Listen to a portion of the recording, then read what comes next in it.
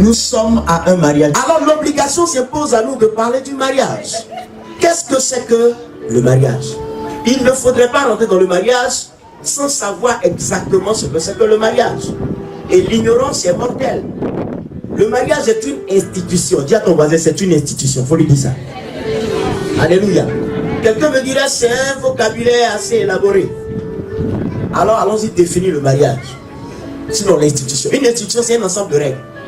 Un ensemble de règles élaborées, pas pour un type de personne, mais pour tout le monde. En d'autres termes, ça veut dire que tout mariage est mariage. Le mariage musulman est mariage. Le mariage bostoniste est mariage. Parce que cette institution est divine. C'est Dieu qui a voulu le mariage. Et d'entre deux jours, je veux dire à quelqu'un que le mariage est une bonne chose. Parce que le mariage est né dans un jardin. Et un jardin, ce n'est pas une forêt. Alléluia. Alléluia. Maintenant, quelle est la différence? La différence, c'est la façon de contracter le mariage et c'est la façon de régir son mariage. C'est ce qui fait la différence entre les mariages. Sinon, le mariage émane de Dieu. Le mariage, je pourrais dire, est divin. Alléluia. Alléluia. Mais aujourd'hui, nous n'avons pas manqué d'acclamer le Seigneur tout à l'heure.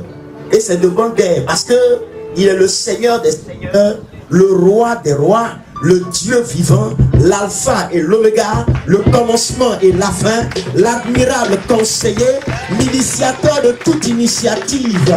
Pardon, acclame celui que moi je prêche là. Acclame-le, il faut l'acclamer. Amen. Amen. C'est pourquoi je vais dire à une femme, si tu es là, que tu avais des difficultés dans ton couple, moi je finis de prêcher, le problème est réglé dans le nom de Jésus. Il y a une jeune fille qui est ici, qui est fiancée, et actuellement ton fiancé vient te dire qu'il veut se séparer de toi. Je te dis, il va revenir dans le nom de Jésus-Christ. Alléluia. Parce que le Dieu que je sais est fidèle, il est vivant et il est puissant. Et c'est sa volonté que ce mariage soit fait. Mais ce mariage ne peut pas se faire en dehors de lui. Parce qu'il est la parole. Dis Amen.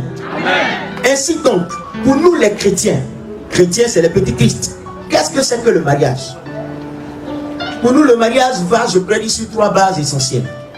La première base est la considération que nous donnons à ce qu'on appelle nos géniteurs, c'est-à-dire nos parents. Lorsque nous voulons nous marier, cela implique qu'on va d'abord trouver la personne avec qui on veut se marier. Si tu vas trouver un homme et que tu es un homme, ce n'est pas un mariage, c'est une infamie. Si tu es une femme, que tu vas trouver une femme, ce n'est pas un mariage, c'est une infamie. Et c'est une abomination. Le mariage voudrait que nous célébrions l'union de 2 sexes opposés. Comme ce soir. Dis Amen. Amen. J'espère que c'est 2 sexes opposés vraiment. Hein? Alléluia. Mais encore, il faut trouver la personne avec qui tu dois te marier. Et en ce qui nous concerne, en tant qu'enfants de Dieu, étant des enfants avertis, des enfants bien éduqués, n'étant pas ignorants des réalités spirituelles et versés dans les Écritures et d'après la connaissance de la volonté de Dieu que nous avons l'obligation de nous référer à notre Père et à notre Dieu. Car si ta femme n'est pas une révélation pour toi, ton mariage aura des problèmes. Si ton homme n'est pas une révélation pour toi, ton mariage aura des problèmes. Pour la simple raison que le premier mariage, je pourrais dire qui est le modèle de tous les mariages que nous avons maintenant, a été, je pourrais dire, conçu, célébré à partir de ces quelques normes que je viens de dire tout à l'heure, à savoir la révélation. Adam ne savait pas que Ève venait. Quand Ève est arrivée, ça se fait une surprise. Dis-moi Amen. Dis-moi Amen. Dis-moi bien Amen. Alléluia. Ainsi donc, pour avoir la révélation, la nécessité s'impose de chercher celui-là même qui détient l'information capitale, qui conditionnera notre vie de façon essentielle, produisant la joie, le réconfort que nous cherchons auprès d'une personne que nous ne connaissons pas, mais que nous désirons. Du coup, la prière gagne en importance. Si tu n'as pas prié, Dieu ne se révélera pas à toi. Il faut que ta femme soit la réponse à ta prière. J'ai dit quelque chose, hein? Il faut que ton homme soit la révélation, du moins la réponse à ta prière. Et quand Dieu t'a exaucé après avoir prié, tu es en joie. Si donc ta femme ou ton homme n'est pas la réponse à ta prière, il y a quelque chose qui ne va pas. J'ai prié 3 ans, j'ai dit ça non. Alléluia. Maintenant quand tu pries, le Seigneur, comme il est vivant et qu'il n'est pas un Dieu mort, qu'il a une bouche, il parle, des oreilles, il entend, et qu'il peut se mouvoir et faire tout, il se révélera à toi pour te faire connaître la femme de ta destinée. je ne dis pas ta femme, je dis la femme de ta destinée. En d'autres termes, je suis en train de dire de façon sous-entendue que quand on se marie, c'est pas pour divorcer. Parce que personne ne peut divorcer de sa destinée. Et la femme de ta destinée, c'est la femme de ton alliance. En d'autres termes, chaque homme a une alliance devant Dieu. Et cette alliance-là entre en vigueur lorsque sa femme rentre dans sa vie. C'est-à-dire quoi? La femme que Dieu a prévue pour lui avant qu'il ne vienne sur terre. Dis-moi amen. Dis-moi amen.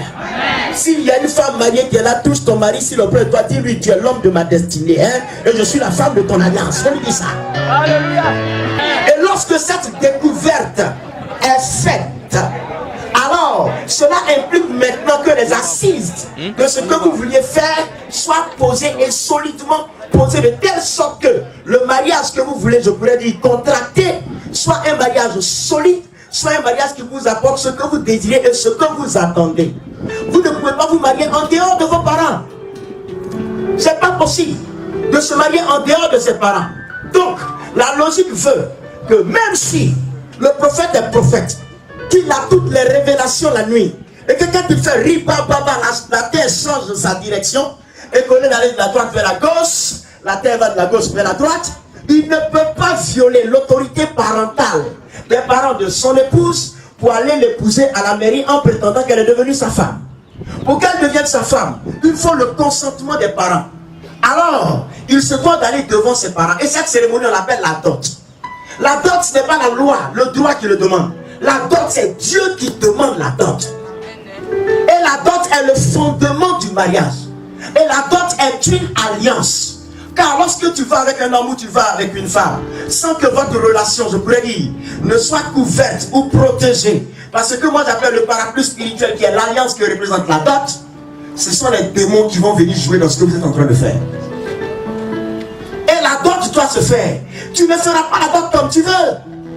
Dieu merci, j'ai 2 filles maintenant.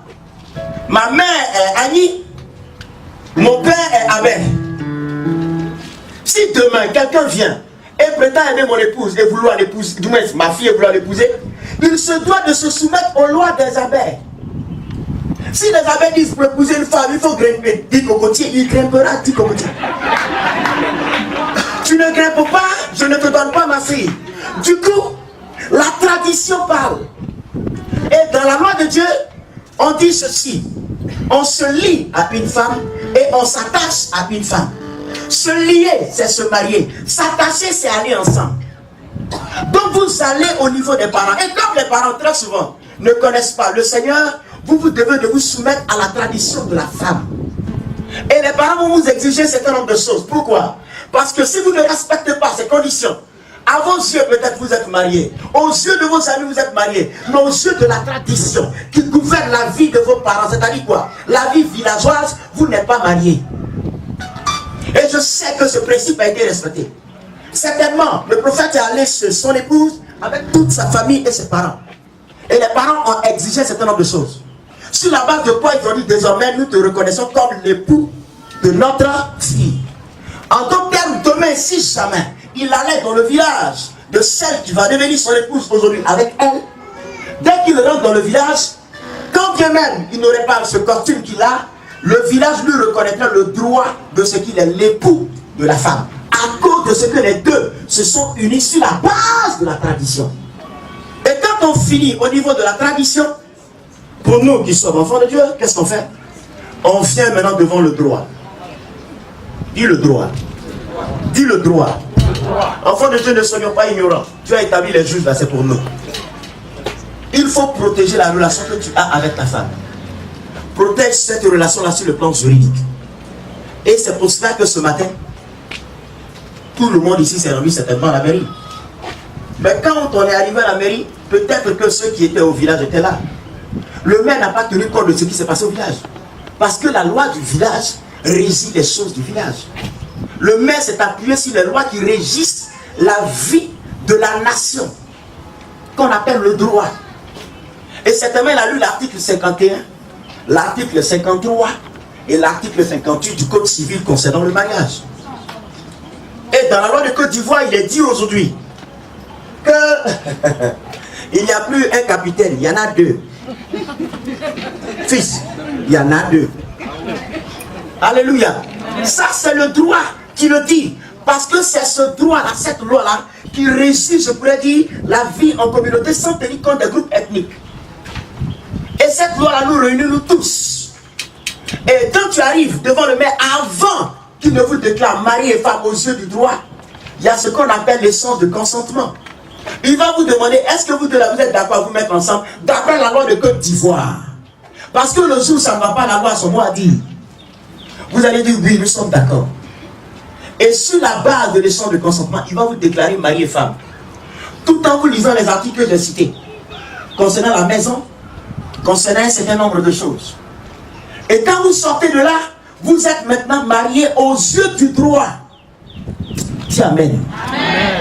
Dis Amen. Amen. Donc on est marié aux yeux de la coutume, on est marié aux yeux du droit, et ensuite, quand on est enfant de Dieu comme nous, on vient maintenant devant le Seigneur. Et quand on arrive devant le Seigneur, on vient lui présenter la chose. Mais le Seigneur ne vous déclarera pas mari et femme sans toutefois d'abord prendre, je pourrais dire, les dispositions pour savoir si vous voulez, je pourrais dire, vivre votre mariage d'après lui. Quand on arrive ici, je n'ai pas un livre de droit devant moi. Je n'ai pas, je pourrais dire, une annale de coutume ivoirienne devant moi. Mais j'ai la Bible. Et quand je prends Éphésiens 5, verset 22, la Bible dit, l'homme est le chef de la femme. Ma fille, à partir de Dieu te donne un chef. Fils, dis un chef. Un chef, c'est pas un chiffon. Et ton costume le dit. Alléluia. Dieu dit, l'homme est le chef de la femme. Et Dieu dit, femme, sois soumise à ton mari. Ce n'est pas dans le but de mettre la femme dans une position inférieure. Mais Dieu omniscient, omniprésent, voulant le bonheur de ses enfants, il pense à l'équilibre de la chose. Et Dieu sait que là où l'autorité n'est pas respectée, là où l'autorité est biaisée, là où l'autorité est niée, il y a toujours des conflits qui naissent. Et quand les conflits naissent, ce n'est pas bon. Rien ne peut durer, rien ne peut perdurer. Donc c'est dans le but de l'équilibre du couple que Dieu dit, l'homme est le chef. En d'autres termes, l'homme n'est pas le chef pour être le chef. L'homme est le chef de sa femme et non de ses femmes.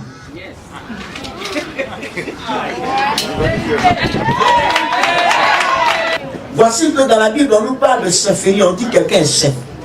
Nous savons que les chefs de ce monde abusent de leur pouvoir et de leur autorité. Ils tyrannisent, ils martyrisent ceux qui sont sous leur autorité. Ce n'est pas le cas dans la Bible. Dieu dit l'homme est le chef, mais Dieu donne une recommandation à l'homme d'après laquelle son autorité doit se manifester, s'exercer, se démontrer, s'appliquer dans l'amour. Donc un vrai chef selon Dieu, c'est celui qui sait aimer. Alléluia. Si tu ne sais pas aimer, tu n'es pas un bon chef. Selon Dieu. Selon les hommes, lorsque tu es violent, tu as autorité, tu parles mal, tu aimes les abus, on dit ça c'est un chef. Dieu dit lui là, c'est pas un chef. Oh non, vous êtes bénis. Vous êtes bénis. Mais quand un homme est un chef à la responsabilité des autres et qu'il prend l'amour comme le mode par lequel il va diriger tout le monde, se regardant lui-même inférieur aux autres, histoire de penser à leur bonheur, en prévoyant dans son esprit les possibilités de les supporter lorsque leurs erreurs vont faire surface, c'est un bon chef. C'est un bon chef. Donc tu es chef là, c'est pour aimer, fils. Qui parle d'amour parle de douceur. Tu ne peux pas dire que tu as amour si tu n'es pas doux. Et puis de toutes les façons, telles que tu as créé la femme, ce qu'il faut à la femme, c'est la douceur. Et je vais commencer par vous dire que la femme est comme une fleur. Lorsque vous l'entretenez, elle vous donne de sa saveur. Et ce que je vous dis, c'est la vérité. Regardez, lorsque tu as créé l'homme, la Bible dit qu'il a pris la poussière de la terre, il a fait l'homme. Or, lorsqu'on prend notre cacao ici, quand on va le travailler, nous avons le chocolat, on dit c'est le produit fini. Donc le produit fini de Dieu, c'est l'homme. Mais c'est à partir de l'homme qui est produit fini qu'on a fait la femme. Donc la femme, c'est le produit fini du produit fini. Voilà pourquoi la femme aime tout ce qui est fin, tout ce qui est raffiné, tout ce qui est excellent, tout ce qui brille, tout ce qui est sensuel, tout ce qui est glorieux. Donc n'en voulez pas aux femmes, dis-moi amen bien.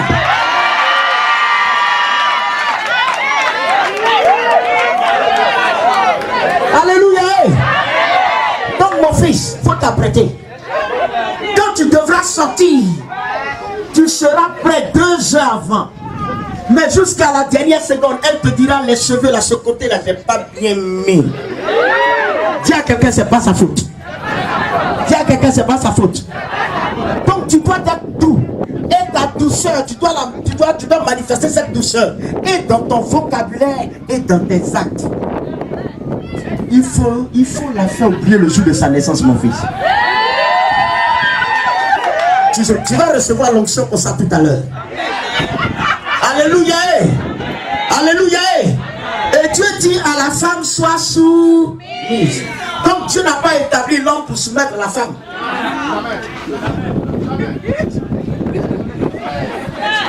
Regarde, quelqu'un dit, c'est pas ton travail. Dit, c'est pas ton travail de la soumettre. On dit ça, c'est pas ton travail. Elle doit se soumettre d'elle-même. Mais le Seigneur établit un rapport entre l'autorité, entre l'amour de l'homme et la soumission de la femme. En d'autres termes, le Seigneur veut dire quoi? L'amour de l'homme appelle à l'existence la soumission de la femme. Si tu montres de l'amour à ta femme, elle va se soumettre à toi sans même que tu le cries. C'est ce qui s'est passé avec Jésus-Christ de Nazareth. Nous étions tous des rebelles, des cancres, des loupards, des braqueurs, des révoltés. Mais quand il a manifesté l'amour, chacun allait se soumettre à lui. Donc c'est ce que l'homme fait qui amène la femme à la soumission. Parce que c'est l'homme qui appelle la femme dans sa vie.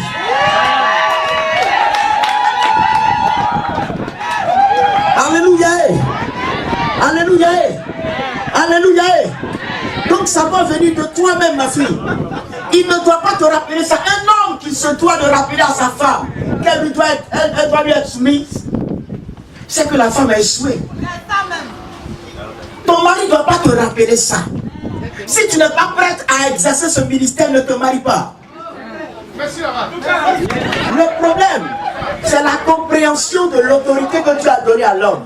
Comme nous n'avons pas la révélation et que la plupart des femmes n'ont pas la révélation, elles se disent, moi je ne suis pas prête à me soumettre à quelqu'un. Tu ne peux pas marcher avec quelqu'un qui est censé être une autorité sans se soumettre à elle. Moi à lui. Alléluia. Donc, ma fille, Dieu dit pour que ça marche, tu dois être soumise. Et Dieu dit pour que ça marche, toi tu dois l'aimer. Si vous êtes d'accord sur ce principe, on peut avancer. Secondo, Dieu dit dans 1 Corinthiens 7, 4, 3. Il dit, le corps de la femme appartient à l'homme.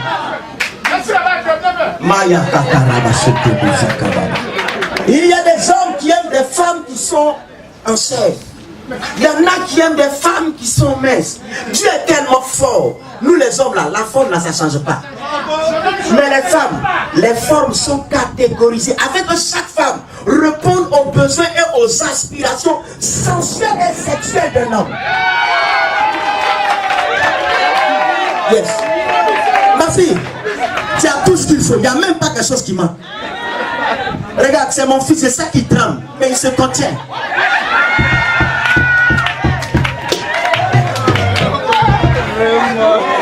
Alléluia. Alléluia. Le corps de la femme ne lui appartient. Oh, Maya Kabasheke Bosaka. Quand j'entends ce verset, souvent ça me fait parler en langue. Le corps est censé être une maison dans laquelle chacun de nous habite. Parce que ton corps, c'est pas toi. Ce que tu es, c'est l'âme qui est dans le corps. Et le corps peut être habité par n'importe qui. Ça dépend de la personne à la disposition de qui tu mets le corps. C'est pourquoi le corps peut être habité par un démon. Et le Seigneur veut que nous soyons remplis de l'esprit parce que la nature a horreur du vide. Mais Dieu dit, ce corps-là, il appartient à l'homme. Tout ce qui est sur le corps, tout ce qui fait le corps appartient à l'homme. Regarde, elle est à toi. Et la Bible dit, un homme qui trouve une femme a trouvé le bon. Et je sais qu'elle est une trouvaille pour toi. Tu le comprends? À partir d'aujourd'hui, elle est comme une encre dans ta vie. Elle est comme une borne dans ta vie. Mon fils, le corps a parfois faim, le corps a parfois soif. Mais la soif du corps et la faim du corps n'est pas liée à la nourriture que nous mangeons. ce sont les désirs qui parfois s'élèvent lorsque nous ne nous attendons pas. Qui nous poussent parfois à des conjections dans lesquelles nous nous perdons. Et étant serviteur de Dieu, connaissant les choses de l'esprit, tu sais ce que je dis. Mais quand ton corps va bouger, il faut bouger.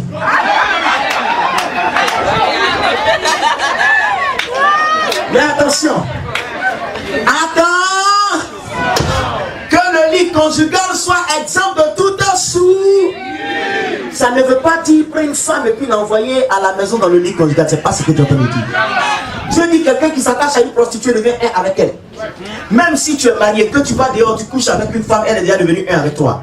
Quand tu viens dans le lit avec ta femme, tu envoies la femme du dehors dans le lit de ta femme. Le lit est souillé. Et s'il vous plaît, Dieu n'a pas dit je suis le Dieu du veuf. Il dit je suis le Dieu de la veuve. Comme si Dieu savait que l'homme allait mourir le premier. Et quand tu trompes ta femme, ça peut te faire partie le premier. Donc Mika, pas de tromperie. Et je sais qu'il n'y aura pas de tromperie. Parce que la source est abondante et suffisante. Ça va? Ma fille, Dieu ne t'a pas oublié dans cette affaire. Dans certaines régions, dans certaines traditions, quand on célèbre le mariage, on a l'impression qu'on envoie la femme à l'abattoir. Parce que dans la plupart des coutumes du monde, la femme est mise au second plan, au second rang. Elle est lésée. On ne la considère pas. Parce qu'on se dit que c'est le sexe faible. Mais dans la Bible, la position de la femme a été restaurée par le sacrifice de Jésus.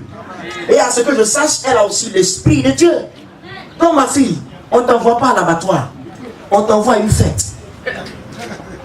Et la durée de la fête va dépendre de toi. Parce que son prophétia ou révélation ou parole de connaissance, prophétie, quoi encore, guérison, miracle, tout ça là c'est pour toi. Tu m'as entendu? Dieu dit, le corps de l'homme appartient à la femme. C'est-à-dire, avant qu'il ne soit prophète, il est un homme, sinon tu n'allais pas l'épouser. Et c'est un homme plein. Je te parle de quelque chose. Est-ce que tu m'entends? Est-ce que tu m'entends? Ma fille, le problème dans les couples chrétiens, c'est qu'au lieu de vous satisfaire, comme Dieu veut vous voir vous satisfaire, vous avez, je pourrais dire, des restrictions que vous vous donnez vous-même. Ma fille, si ça commence, et tu dis, attends, l'esprit veut me parler, appelle-moi.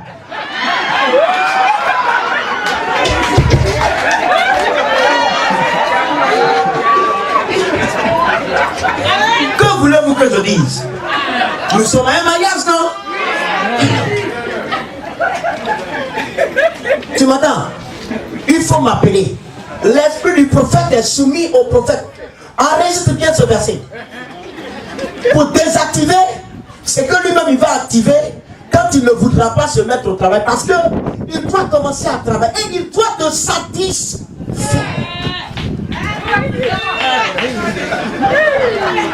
Vous avez des fantasmes et Dieu sait à quoi ces fantasmes peuvent vous conduire. C'est pourquoi il vous donne un homme et une femme pour satisfaire ses fantasmes et ses désirs. Et Dieu a tellement poussé le bouchon qu'il dit que celui qui brûle se marie. Ça veut dire que c'est un feu. Quand le feu passe quelque part, il laisse des traces.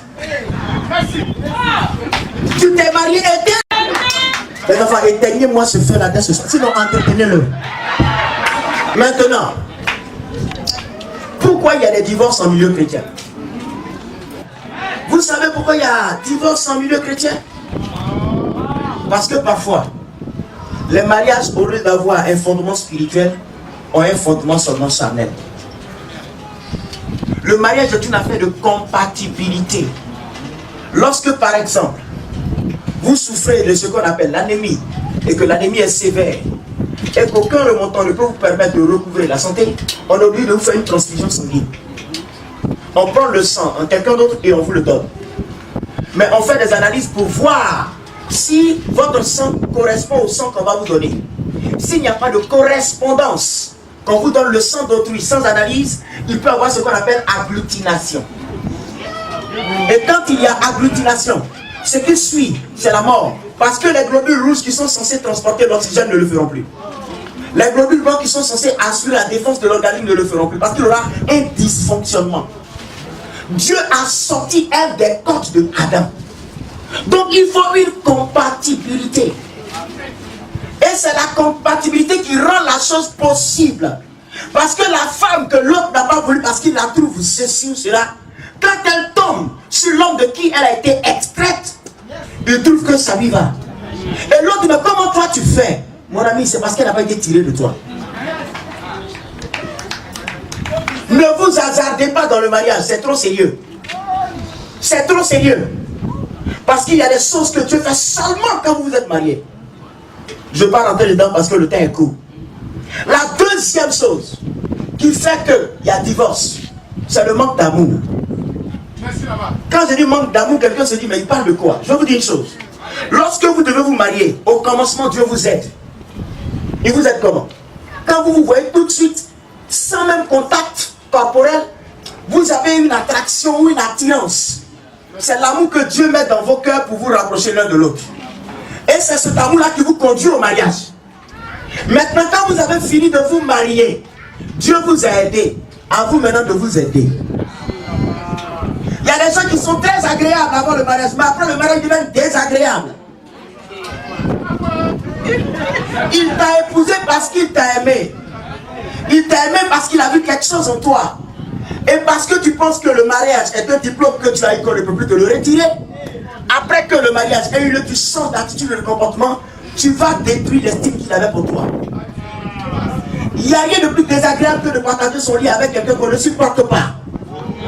En d'autres termes, quand le mariage est fini, c'est là que la véritable nature de chacun se manifeste. Tu sauras s'il dort mal, s'il ronfle, s'il est sale, si elle est sale.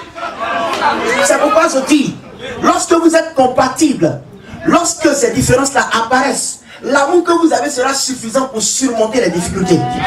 Mais quand vous êtes incompatibles, vos différences vous éloignent. C'est pourquoi, quand vous allez rentrer dans le foyer, ma fille, fais-toi aimer. Ne te dis pas que c'est un acquis. Fils, fais-toi aimer. Ne te dis pas que c'est un acquis. Tu vois maman qui est assise là? Je lui ai offert une chemise il y a quelques jours de cela. Elle a ouvert sa bouche, elle a dit, vraiment tu es mon mari. Ça fait 17 ans que je suis avec elle. 17 ans. Je continue de lui offrir des cadeaux.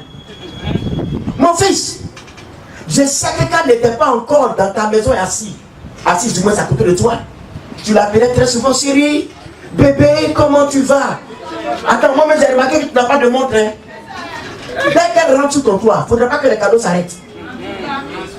Il ne faudrait pas que ça s'arrête. Quand elle était loin de toi, tu as réussi à l'attirer à toi. Continue de lui montrer le même visage. Et dis-toi que tu dois entretenir cet amour. Et il arrive des fois où c'est après le mariage qu'on s'aime davantage. Ma fille, il ne faut pas te dire que c'est fini. Hein? Tu m'entends?